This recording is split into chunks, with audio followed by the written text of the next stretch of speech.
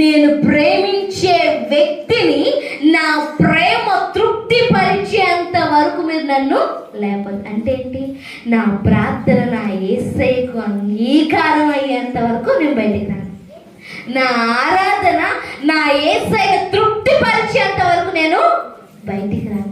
నేను పాట పాడితే వ్యక్తుల కోసం కాదు, నా యేసయ్య సంతోషపడేంత వరకు నేను బయటికి రాను.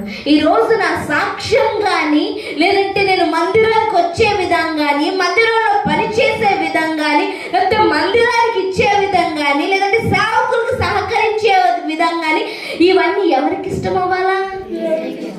ఎవరికి ఇష్టం అవ్వాలా?